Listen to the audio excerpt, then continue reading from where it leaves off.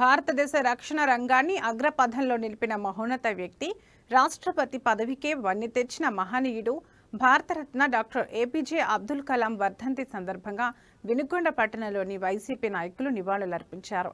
ఈ కార్యక్రమంలో మానుకొండ మాజీ శాసనసభ్యులు బొల్ల బ్రహ్మనాయుడు, నియోజకవర్గ స్థాయి నాయకులు తదితరులు పాల్గొన్నారు.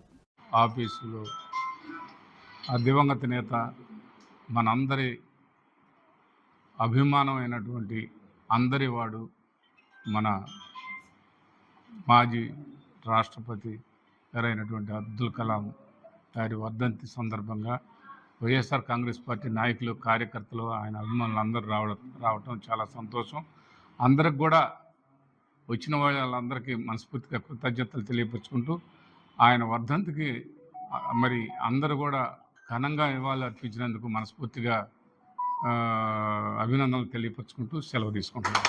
కాంగ్రెస్ పార్టీ ఆఫీసులో ఆ దివంగత నేత మనందరి అభిమానమైనటువంటి అందరివాడు మన మాజీ రాష్ట్రపతి గారైనటువంటి అబ్దుల్ కలాం గారి వర్ధంతి సందర్భంగా వైఎస్ఆర్ కాంగ్రెస్ పార్టీ నాయకులు, కార్యకర్తలు, ఆయన అభిమానులు అందరూ రావటం చాలా సంతోషం.